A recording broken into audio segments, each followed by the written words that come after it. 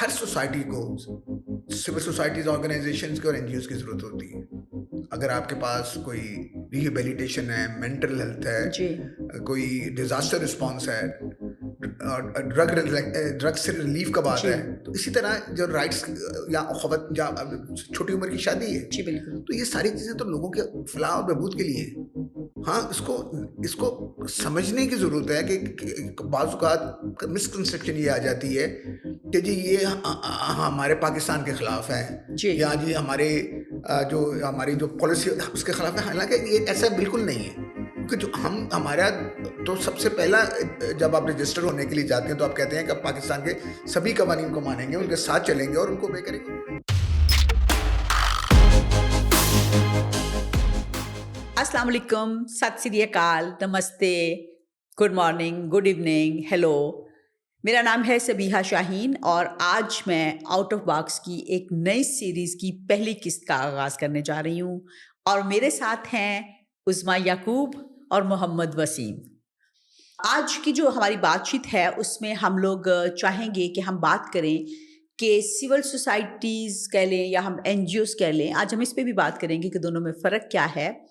ان کے ہونے سے ہماری سوسائٹی میں اسپیسیز بڑی ہیں یا اسپیسیز کم ہوئی ہیں، یا ان کے لیے اسپیسیز جو ہیں ان وہ شرنک ہوئی ہیں یا ان میں اضافہ ہوا ہے. تو اس پہ بہت بات چیت ہوتی ہے، ہم کونے خدروں میں بات چیت کرتے ہیں یا ہم مختلف جگہوں پہ پرائیویٹ اپنی جگہوں پہ بیٹھ کے بات کرتے ہیں. تو میں چاہتی ہوں کہ آج آپ دونوں، چونکہ آپ دونوں کا تعلق جو ہے وہ سول سوسائٹی سے ہے، تو آپ کیا سمجھتے ہیں. تو میں شروع کروں گی عظمیٰ یعقوب سے اور میں چاہوں گی عظمیٰ آپ اپنا تعارف بھی کروائیں. بہت شکریہ سبیحہ آپ کا مجھے انٹروڈیوس کرانے کے لیے. تو مجھے بہت سارے لوگ جانتے ہیں. میرا نام عظمیٰ یعقوب ہے اور ایک ادارہ ہے forum for dignity initiatives N G O ہے جس کو میں ہیڈ کرتی ہوں. 2013 سے ہم کام کر رہے ہیں. بیسکلی ہم انٹرسیکشنل اپروچ کے ساتھ سیکشول ریپروڈکٹیو ہیلتھ رائٹس اور کلائمیٹ جسٹس کے اوپر کام کرتے ہیں، خواتین کے لیے، ان کی تمام ڈائیورسٹی کے ساتھ اور ٹرانسجنڈر پرسنس کے لیے. جی بہت شکریہ. اچھا، محمد وسیم کو تو آپ جانتے ہوں گے، آپ اس کو اکثر و بیشتر جو ہے آپ کو وہ نظر آتے ہوں گے مختلف مارچی ٹی وی کے جو پروگرام ہیں ان کے اوپر، آؤٹ آف باکس کے اندر بھی نظر آتے ہوں گے. ان کا میں تعارف کرانا چاہوں گی. یہ میرے بہت ہی اچھے دوست ہیں، بلکہ میں اکثر کہتی ہوں کہ آج کل یہ میرے بیسٹ فرینڈ ہیں. اور ماشاء اللہ بہت ٹیلنٹڈ ہیں، ان کا بہت سارا کام ہے. یہ نہ صرف یہ ہے کہ فیلڈ میں جا کے کام کرتے ہیں اور ان کی فیلڈ کے اندر گرپ ہے، یہ انٹلیکچولی بھی بڑے ساؤنڈ ہیں، بلکہ عظمیٰ کا بھی یہی کمبینیشن ہے. تو آج آپ کو بڑی اچھی گفتگو ملنے والی ہے جس میں تجربہ بھی شامل ہوگا اور انٹلیکٹ بھی شامل ہوگی اور نالج بھی شامل ہوگا. تو جی وسیم، آپ کیا کہتے ہیں؟ جی ہاں، بالکل. تھینک یو سبیہ، آپ کا بہت شکریہ اس کو ہوسٹ کرنے کے لیے اور اس نئی سیریز کو شروع کرنے کے لیے. آج کا ٹاپک بہت امپورٹنٹ ہے، جیسے عظمیٰ نے بھی کہا کہ جی جو جغرافیکل اور پولیٹیکل سچویشنز بدل رہی ہیں وہ افیکٹس کر رہی ہیں جو پرانی اسپیسیز ہیں یا ان کی جگہ پہ کوئی نئی اسپیسیز کریٹ ہو رہی ہیں کہ نہیں. تو آج اگر ایک موقع مل رہا ہے تو بہت اچھی بات ہے. تو اس میں لیے آپ اس کے ساتھ مل کے بہت اچھا لگے گا بات کرتے ہیں. جی بہت شکریہ. جی عظمیٰ، آپ کیا کہتی ہوں، پچھلے ایک دہائی میں پہلے تو آپ تھوڑا سا این جی او اور سول سوسائٹی کا فرق بتائیں، کیونکہ ہم دونوں لفظ استعمال کرتے ہیں، دونوں ٹرمز استعمال کرتے ہیں. تو کیا یہ دونوں ایک ہیں یا ان دونوں میں فرق ہے؟ اچھا سبیہ، بیسکلی ہم 3 ٹرمز استعمال کرتے ہیں. ایک این جی او ہے، ایک سی ایس اوز ہیں اور ایک سول سوسائٹی ہے، سی ایس ہے. سو بیسکلی جو سی ایس او ہے، civil society organisation and non governmental organisation, یہ انٹرچینجیبل ہیں. جو سول سوسائٹی ہے، فرق جو این جی او اور سی ایس اوز کا ہے وہ یہ ہے، جیسے کہ نام سے ہی ظاہر ہے کہ آرگنائزیشن، وچ مینس کہ یہ فارملی اسٹرکچرڈ ہیں. They might have a constitution, bylaw, board, hierarchy, operations کے کیا objectives ہوں گے، کیا scope ہوگا، کیا mandate ہوگا. جو civil society ہوتی ہے اس کا جو ہوتا ہے that is group of individuals who might be organized, who might not be organized, and they come from different walks of life. That includes your academia, that includes your media, that includes your کیا کہنا چاہیے اس کو، right activist, trade unionist. یہ تمام لوگ، یہ تمام groups مل کے سول سوسائٹی بناتے ہیں. سو سول سوسائٹی جو ہے وہ that is group of different areas of life. لیکن این جی اوز کے متعلق جو ایک عام کیا کہنا چاہیے اس کو غلط العام ہے یا مس کنسیپشن ہے یا کامن انڈرسٹینڈنگ ہے، وہ یہ ہے کہ این جی او صرف وہ ہوتی ہیں جو کہتے ہیں کہ ہم انسانی حقوق کے لیے کام کریں گے، ہم عورت کی اختیار کے لیے کام کریں گے، ہم فیمنسٹ ہیں. تو اس کے ساتھ بہت ساری سوسائٹی کے اندر کونوٹیشن نیگیٹو جوڑ دی گئی ہیں. حالانکہ ہر وہ ادارہ جو سرکاری نہیں ہے، جو گورنمنٹ کا نہیں ہے، وہ غیر سرکاری ادارہ ہے. اس میں آپ کے مدارس بھی ہیں، آپ کے اسکول بھی ہیں، آپ کی یونیورسٹیز بھی ہیں، آپ کی بار ایسوسیشنز بھی ہیں، اور آپ کوئی بھی میڈیا ہاؤسز لگا دیں، وہ چاہے آپ کے کارپوریٹ میڈیا ہو، non corporate media, that all falls in N G O. That is like very common sense thing کہ نان گورنمنٹل آرگنائزیشن، رائٹ. اور ہر نان گورنمنٹل آرگنائزیشن کا ایک اپنا مینڈیٹ ہوتا ہے. جیسے میں نے کہا کہ آرگنائزیشن اٹ سیلف ایکسپلینس کہ you initiate or you indulge in something by purpose intentionally. تو یہ بڑا امپورٹنٹ ہے فرق سمجھنا کہ C S Os and N G Os can be interchangeable. however civil society is a group of different aspects coming together. بہت شکریہ. میرا خیال ہے یہ بڑا اہم ہے کہ ہم جو لفظ بولتے ہیں ہمیں ان کے مطلب صحیح پتہ ہو. تو اب ہم اگلی بات کریں گے، اور وسیم آپ اس پہ ضرور بات کریں کہ ہماری جو این جی اوز ہیں. اب جب میں این جی اوز کی بات کر رہی ہوں تو ظاہر ہے اس میں ساری این جی اوز ہیں جو سروس ڈلیوری کی بات بھی کرتی ہیں، اور ایون وہ این جی اوز بھی ہیں جو اب مائکرو فائنینس پہ کام کرتی ہیں اور بینک بنتی جا رہی ہیں، اور وہ این جی اوز بھی ہیں جو رائٹس پہ کام کرتی ہیں. تو آپ کو کیا لگتا ہے ان کے کام کرنے کی جو اسپیس ہے وہ بڑی ہے، کم ہوئی ہے یا وہی ہے؟ دیکھیے، ایک تو جیسے عثمان نے کہا کہ جو رائٹ بیس کی بات کرنی رائٹس کی بات کرتے ہوں تو اس میں ہم ان کو بریکٹ کر دیتے ہیں. حالانکہ اگر آپ فائنینشیل امپاورمنٹ کی بات کر رہے ہیں تو وہ بھی ایک کام ہے. جیسے آپ نے بات کی کہ جو مائکرو کرائٹ کے بینکس بن گئے ہیں یا یونیورسٹی اسکولز ہیں. جی ایکچولی ہر سوسائٹی کو سول سوسائٹیز، آرگنائزیشنز کی اور این جی اوز کی ضرورت ہوتی ہے. اگر آپ کے پاس کوئی ریہیبلیٹیشن ہے، مینٹل ہیلتھ ہے، کوئی ڈیزاسٹر رسپانس ہے، ڈرگ سے ریلیف کا بات ہے، تو اسی طرح جو رائٹس یا چھوٹی عمر کی شادی ہے جو کہ آپ جس میں آپ کا بہت کام ہے کہ جو 16 سال سے آپ 18 سال کی بات کرنے کی بات کر رہے ہیں، اگر سندھ میں 18 سال کی عمر میں شادی عمر ہے تو یہاں پہ کیوں نہیں ہے؟ تو یہ ساری چیزیں تو لوگوں کے فلاح اور بہبود کے لیے. ہاں، اس کو سمجھنے کی ضرورت ہے کہ بعض اوقات مسکنسیپشن یہ آ جاتی ہے کہ جی یہ ہمارے پاکستان کے خلاف ہے، یا جی ہماری جو پالیسی اس کے خلاف ہے. حالانکہ یہ ایسا بالکل نہیں ہے، کیونکہ ہمارا تو سب سے پہلا جب آپ رجسٹر ہونے کے لیے جاتے ہیں تو آپ کہتے ہیں کہ آپ پاکستان کے سبھی قوانین کو مانیں گے، ان کے ساتھ چلیں گے اور ان کو obey کریں گے. اور آپ ریگولر اپنی چیزیں آڈٹ کرواتے ہیں، چیزیں دیتے ہیں، سبمٹ کرواتے ہیں، رپورٹس ہوتی ہیں، آپ کے ریویو ہوتا ہے.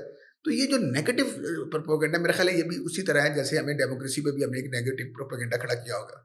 اس کو بدلنا چاہیے، کیونکہ یہ چیزیں اگر آپ ان کے کام کو دیکھیں تو ان کا کام لوگوں کی فلاح ہے، بہبود کا ہے، اور اس میں بہتری لانے کے لیے امپاورمنٹ کا ہے.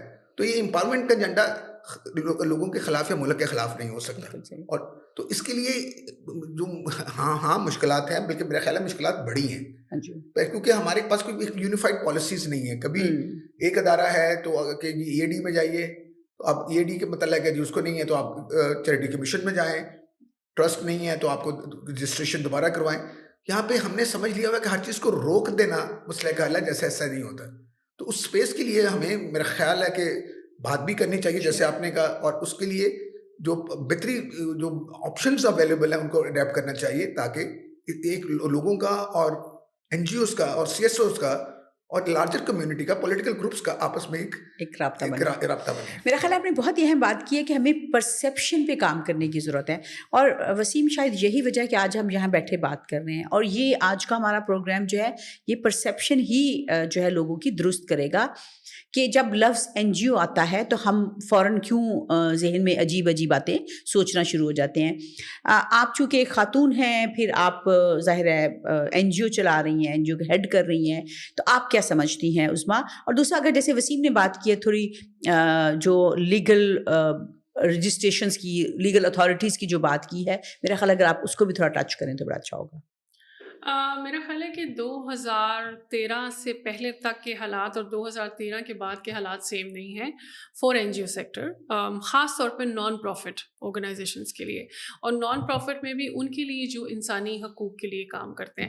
اچھا، یہ بڑا مسکنسیپشن ہے کہ جو انسانی حقوق پہ کام کرنے والے یا رائٹ بیسڈ ادارے ہیں وہ کوئی ایسا کام کر رہے ہیں جو اسٹیٹ کے فریم ورک سے الگ ہے. حالانکہ ہمارے کام کی جو ساری فاؤنڈیشن ہے وہ کانسٹیٹیوشن آف پاکستان ہے. بالکل ٹھیک ہے، اور ہم جتنے لوگ ڈفرینٹ این جی اوز کو ہیڈ کر رہے ہیں یا کام کر رہے ہیں تو ہم لا ابائڈنگ سٹیزنس ہیں پہلے. ٹھیک ہے، ہاں یہ ہو سکتا ہے کہ کانسٹیٹیوشن کے اندر کوئی رد و بدل کی ضرورت ہے اور کیے جاتے ہیں. ہمارے پاس کتنی ترمیم آ گئی ہیں، 26ویں ترمیم تک ہم پہنچ گئے، تو اس کا مطلب ہے کہ کہیں ترمیم کی ضرورت ہے. That is very organic, very natural. چیزیں بدلتی ہیں، اڈاپٹیبلٹی ہونی چاہیے. 2013 کے بعد جو حالات بدلے، جس میں جو سب سے ہائی لائٹڈ کیس تھا شکیل آفریدی والا، اس میں کہا گیا جی کہ وہ ایک آرگنائزیشن کے لیے کام کرتے تھے اور وہ کسی باہر کی ایجنسی کے لیے اسپائنگ کرتے تھے، اور یہ پورا FATF کا پاکستان کا گرے لسٹ میں جانا، اور منی لانڈرنگ جو ہے وہ ٹیررزم کے لیے آ رہی ہے. ہمارا پورا سوات والا ایپیسوڈ ہے، نارتھ وزیرستان والا پورا ایپیسوڈ ہے. تو یہ تمام چیزوں کو جوڑ کے، لیکن افسوس یہ ہے ان چیزوں کا ڈینائل نہیں ہم کر رہے. اس کا برنٹ سارا جو ہے وہ انسانی حقوق پہ کام کرنے والے اداروں کے اوپر آیا ہے. جو ریگولیشنس تھیں پہلے سے، وہ 3-4 پرومیننٹ ریگولیشنس تھی، جس میں سوشل ویلفیئر کے ساتھ آپ رجسٹر ہو سکتے تھے، آپ سوسائٹیز ایکٹ کے ساتھ رجسٹر ہو سکتے تھے، اور آپ security exchange commission of Pakistan کے ساتھ رجسٹر ہو سکتے تھے، SECP جس کو کہا جاتا ہے. اور اس کے اندر پھر آپ کے پاس فردر ٹرسٹ بھی تھا، ٹرسٹ میں بھی اسی میں SECP میں ہی آپ کے پاس ٹرسٹ اور کمپنی ایکٹ آتا ہے. تو آپ کے پاس بائیفیکیشن تھی کہ کیا آپ یونین لیول پہ کام کریں گے، کیا آپ سٹی لیول پہ کام کریں گے، پروونشل، نیشنل، واٹ ایور. تو جس کا جو انٹینشن تھا، پرپس تھا، دے ڈیڈ اٹ. لیکن پھر جب یہ 2013 سے جب یہ پوری کانورسیشن اور وہ نیریٹو بلڈنگ اگینسٹ NGOs شروع ہوئی، تو اس کے آؤٹ کم میں ہم نے دیکھا کہ ایک اکنامک افیئر ڈویژنس کے تحت EAD جس کو ہم کہتے ہیں، اس کا ایک رول اسٹیبلش کیا گیا، اور ہمیں کہا گیا تمام NGOs کو کہ یہ ادھر آپ کو رجسٹرڈ ہونا ضروری ہے along with your existing registration، اور یہاں آپ کو اپنے ڈاکیومنٹس دینے ہیں، اور وہ آپ کو ایک میمورینڈم آف انڈرسٹینڈنگ دیں گے which identifies as کہ you're allowed to work، یا آپ کے بارے میں کچھ ایسا نہیں ہے جو سسپیشیس ہو، اینٹی اسٹیٹ ہو، اینٹی سوشل ویلیوز ہو، اینٹی ریلیجن ہو، جو کوالیفائرز ہیں. اچھا، یہاں تک جب یہ آ گیا، حکومتوں نے فیصلہ کیا، آف کورس اس دوران میں حکومتیں ایک سے زیادہ بدلی، تو جب یہ فیصلہ کیا اسٹیک ہولڈرز نے، تو EAD بہت انیفیشینٹ رہا ہے. کیونکہ وہ لوگوں نے کبھی بھی ہمارے ساتھ کام نہیں کیا تھا. دے ہیڈ نو اورینٹیشن کہ ہمارا آپریٹنگ انوائرمنٹ ہمیں اگر نہیں تھی اورینٹیشن تو ان کو بھی نہیں تھی. ان کو بھی نہیں تھی. یہ وسیم، یہ بھی تو بات تھی نا. بالکل ان کو بھی نہیں تھی. اور دوسرا دیکھیے، ایک اور بات اس سے نکلتی ہے کہ سبھی لوگ ایک طرح کے نہیں ہوتے. اگر اس میں سے کوئی پرابلم ہے بھی تو آپ اس کو آئیڈینٹیفائی کریں، پورے سیکٹر کو تو بلیم نہ کریں. یہاں پہ بہت آسانی ہے کہ جی آپ کوئی مسئلے کو حل کرنے کے لیے آپ کا ایک ہی بات ہے کہ سب کو بند کر دو. ہاں، جبکہ اس کے اندر میں ایسے میں EAD کی بھی بات کروں گی کہ وہ دیکھیے وہ ان کے لیے بھی نیا تھا سارا کچھ. بالکل ان کے لیے بھی نیا. اور وہ نیا پالیسی کی اپروچ کیا ہے کہ جی یہ ان کو بند کر دیں یا اجازت نہ دیں، یا اتنا ڈیلے کر دیں. یا پہلے پالیسی میں تو لڑائی یہ رہی ہے کہ آپ کو جب اپلائی کر دیا جاتا ہے تو پھر آپ اس کو اتنا جواب ہی نہ دیں کہ آپ کے چکر لگتے رہے. نہیں، لیکن وسیم دیکھیں، میں EAD کو اس وقت ضرور بات کروں گی. ان کے پروسیس کے اندر ڈیلے ضرور آتا رہا ہے، لیکن جیسے وہ اپیل کا موقع دیتے تھے، اگر وہ کسی کا جو ہے MOU ریجیکٹ کرتے تھے تو آپ کو اپیل کا حق ہوتا تھا. اس کے بعد وہ میٹنگز بھی کرتے تھے، وہ ایک گروپ میٹنگز بھی کرتے تھے، اور انڈیویجولی اگر کوئی جاتا تھا اور پھر وہ وجہ بھی بتاتے تھے کہ ہم نے آپ کو کیوں ریجیکٹ کیا. تو اس لیے میں EAD کا پروسیس بتانا چاہتی ہوں. ہاں، جس بات سے میں مکمل اتفاق کرتی ہوں وہ یہ ہے کہ وہ ان کے کام میں ڈیلے بہت تھا. مطلب اگر آپ اپلائی کر رہے ہو تو وہ سال بھی لگ جاتا تھا، 6 مہینے بھی لگ جاتے تھے، مطلب اور اس وقت تک آپ نے جو جس پروگرام کے لیے اپلائی کیا وہ ختم ہو جاتا تھا. کیونکہ جو پالیسی لانچ کی گئی یا اسٹیبلش کی گئی وہ کنسلٹیٹو سے نہیں آئی. مطلب اس کا جو امپورٹنٹ اسٹیک ہولڈر تھا وہ ہم سب تھے. ہم تو اس ٹیبل کا حصہ ہی نہیں تھے، اس کانورسیشن کا، کہ جہاں یہ پالیسی بنائی گئی. دوسری بات یہ تھی کہ وہ جو لوگ تھے وہ بالکل ارریلیونٹ تھے to understand nature of our work. تو ان کی اورینٹیشن، ٹریننگ آن جاب وہ بھی نہیں تھی. میں वसीम एक छोटा सा वो वाकया कोट करती हूँ कि जो इस्लामाबाद में उनका सेक्रेटेरिएट है, तो मैं वहाँ गई जी कि हमारी आपके पास आई हुई है रिक्वेस्ट और वो इंटरटेन नहीं हो रही, तो कोई अगर चैलेंज है तो हमें बताएं, कोई नोटिफिकेशन निकालें, कोई ईमेल निकालें। तो वहाँ पे जो उनके लाइक वो जो क्लैरिकल स्टाफ है बिल्कुल एंट्री लेवल का, उन्होंने कहा अच्छा मैडम तुसी NGO चलाते हो, अच्छा वो मेरा पिंड है ना तो उत्थे औरतां बड़ियां गरीब ने, उत्थे फिर राशन ही दे दो। And now this was a very unnecessary conversation.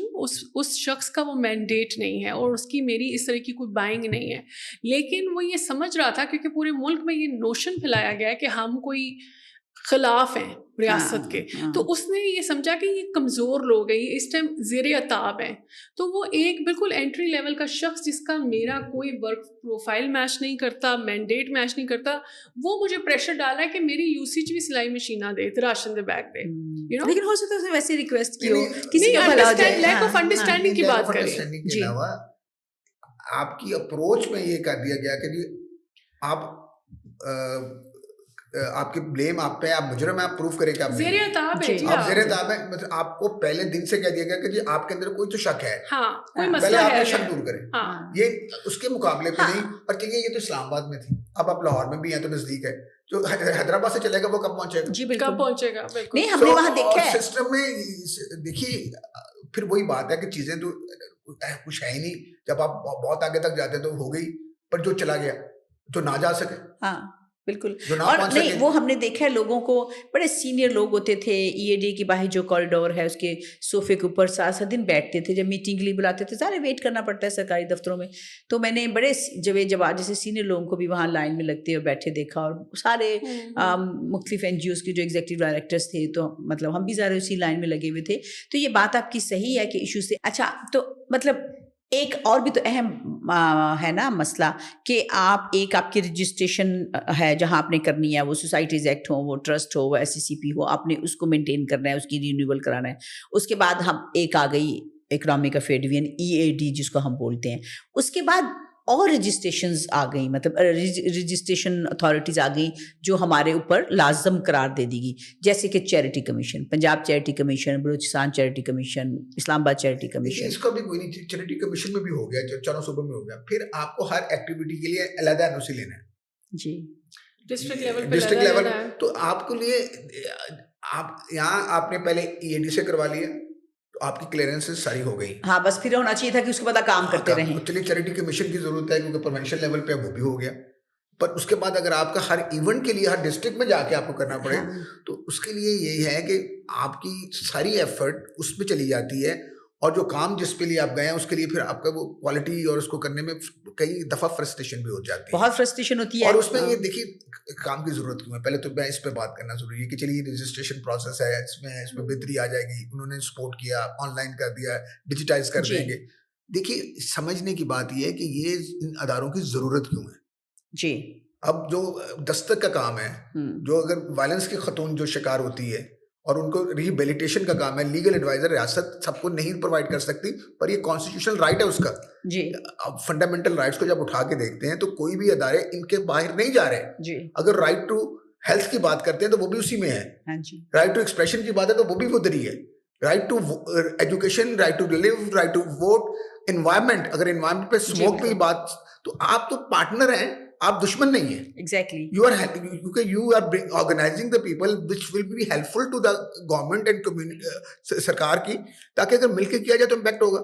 तो उसमें अगर आप उनको साथ मिलाने की बजाय उनको रोकने की कोशिश करेंगे तो आप अपनी ताकत को रोक रहे हैं। जी बिल्कुल। तो इसकी वजह से भी बहुत सारा है कि जो हमारा काम की पॉवर्टी से लोगों को निकालना, अगर एजुकेट करना, या प्रैक्टिसेस जो हमारी कल्चरल प्रैक्टिसेस हैं towards women, towards minorities, equal citizenship, ये तमाम बातें with in the एम्बेट of our constitution है, इसलिए उससे बाहर नहीं है। जब उनसे बाहर नहीं है तो आप खिलाफ कैसे हो गए? एग्जैक्टली।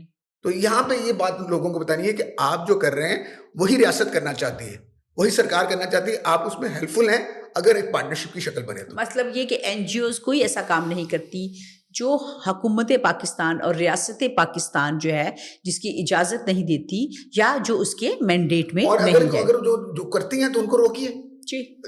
अगर कोई इस तरह, मैंने वैसे कहा कि सब लोग एक तरह के नहीं होते, सब गवर्नमेंट ऑफिशियल सारे अच्छे नहीं हैं, سارے اسٹوڈنٹ اچھے نہیں ہیں, سارے انسان, تو اس میں اگر کوئی پرابلم ہے تو اس پورے سیکٹر کو روکنے کی بجائے آپ ان کی جو آئیڈینٹیفائی کیجیے ان کو, کیونکہ اگر ہم تو یہ کہتے ہیں کہ ہم پاکستان کے قوانین کی مکمل پابندی کر رہے ہیں, کانسٹیٹیوشن کے ایمبیڈ کے اندر کام کر رہے ہیں, ہم کیوں نہیں کریں گے, کیوں نہیں کریں گے؟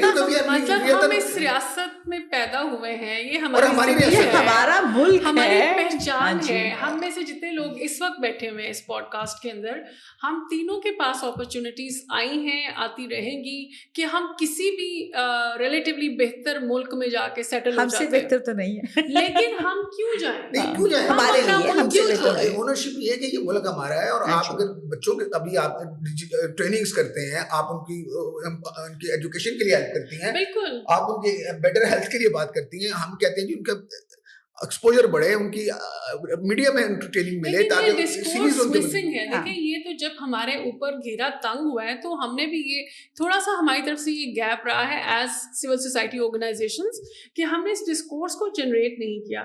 ہوتا کیا ہے کہ ہمیں یہ کام کرنے کی ضرورت, یہ بڑے امپورٹنٹ سوال ہے کہ ہم یہ کام کیوں کر رہے ہیں. دیکھیں if it is about money تو میری بہت اچھی سکلز ہو سکتی ہیں کھانا پکانے کی, میں ریسٹورینٹ کھول لوں تو شاید آئی کین کھول ہی لو تو اچھا, میں چینز آف ریسٹورینٹ بنا لوں, I can become billionaire, right.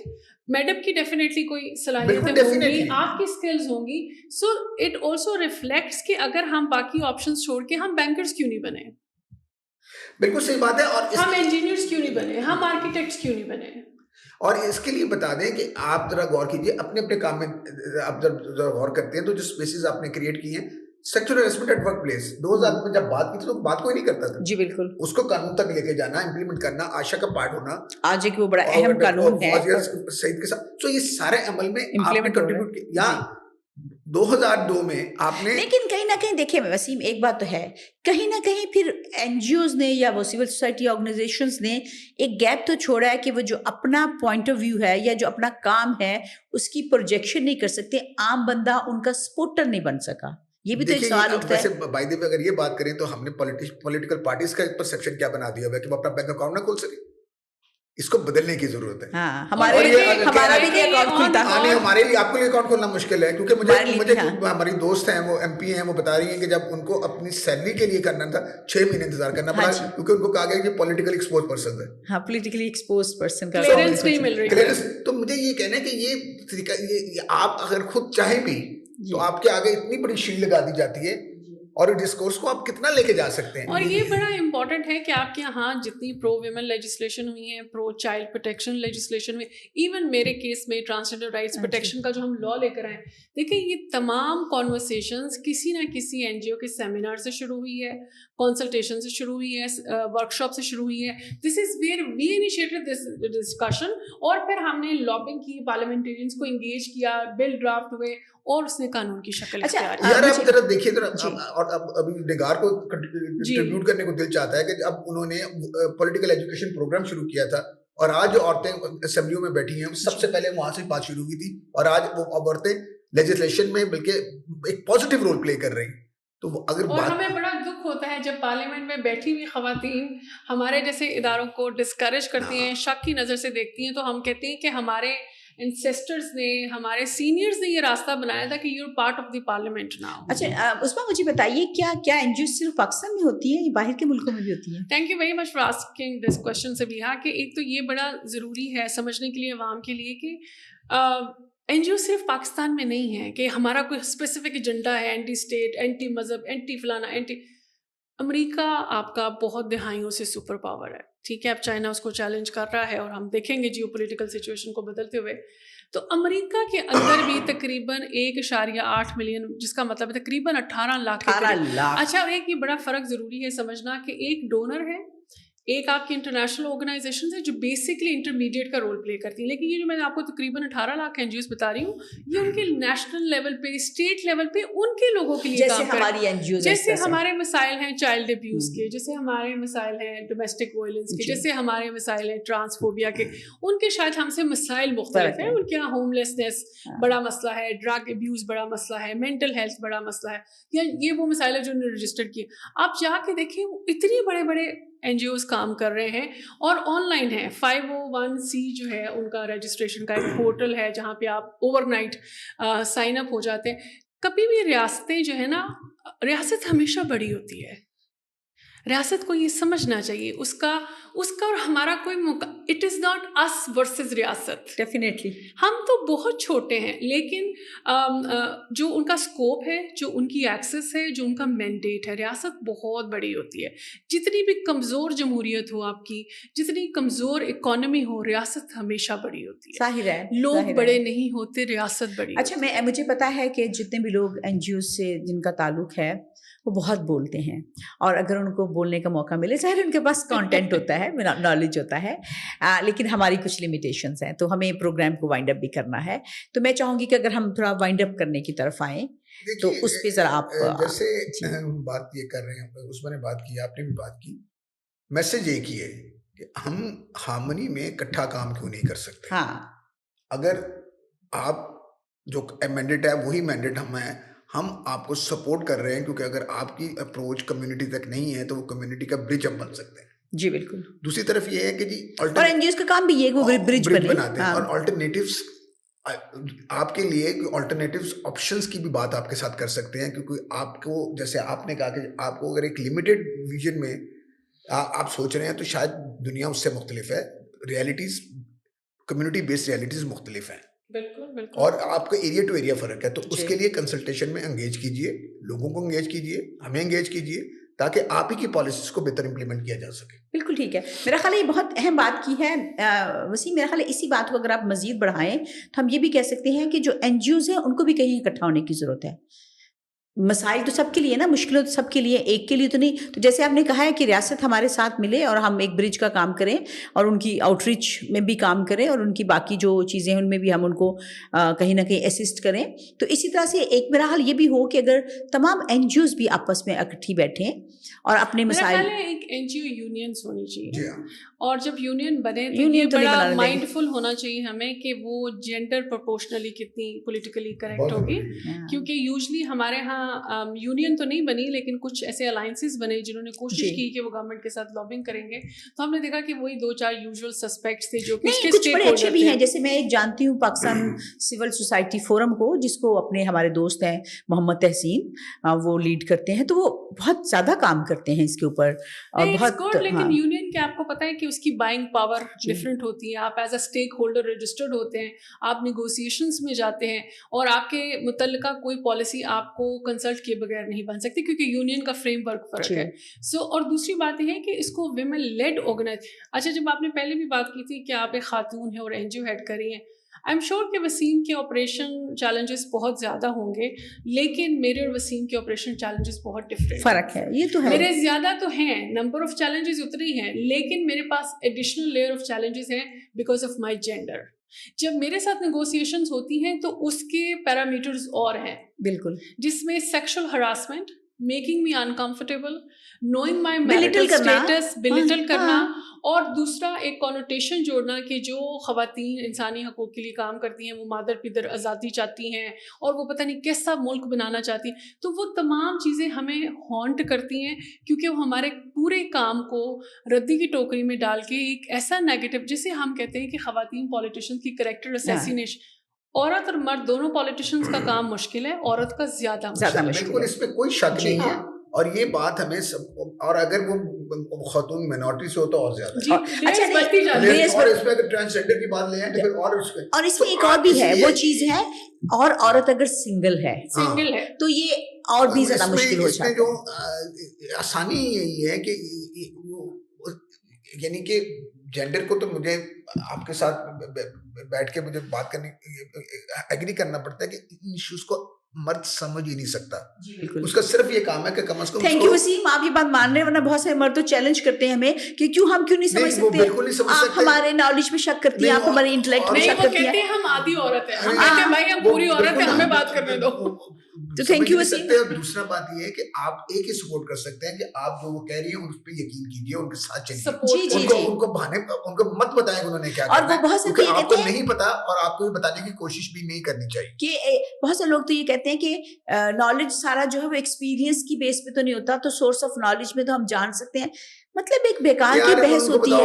100% عورتیں سیکشل ہراسمنٹ کا شکار ہوتی ہیں, کتنے مرد ہوتے ہیں. جی بالکل, اور کیسے وہ سمجھ سکتے ہیں اپنی میرے مقابلے میں کہ خاتون کو ساتھ ہوں تو ان کو ڈبل کام کر کے اس کو لیول پہ آنا پڑتا ہے, نہیں تو ہم کام مانتے ہیں. جی تھینک یو سو مچ آپ دونوں کا. میں چاہوں گی اب اپنے ہمارے جو سننے والے ہیں, میں چاہوں گی اگر آپ کو کوئی بھی سوال ہے این جی او کے متعلق, ان کے کام کے متعلق, یا وہ سمجھتے ہیں کہ وہ کیا کرتی ہیں, کیوں کرتی ہیں, تو پلیز آپ ہمارے اس پروگرام کے نیچے ضرور لکھیں. اور اس کے ساتھ ساتھ ہم چاہیں گے کہ ہم این جی اوز کے حوالے سے بھی آپ کو مزید ہم پروگرام کریں اور آپ کو مزید معلومات دیں. میں چاہوں گی آپ لوگوں کا جو انٹرسٹ ہے, ہم ان انٹرسٹ کو سامنے رکھتے ہوئے اپنے پروگرام ڈیزائن کرنا چاہتے ہیں. میں اور وسیم اب اکثر آپ کو ملیں گے, لیکن ہم چاہیں گے کہ جو آپ سننا چاہتے ہیں ہم آپ کو سنائیں, اور جتنا سننا چاہتے ہیں اتنا آپ کو سنائیں. آپ اس ماٹی چینل کو سبسکرائب کرنا مت بھولیے گا, اور اس پروگرام کی جو ایپیسوڈ ہے اس کو شیئر کیجیے گا. بہت شکریہ.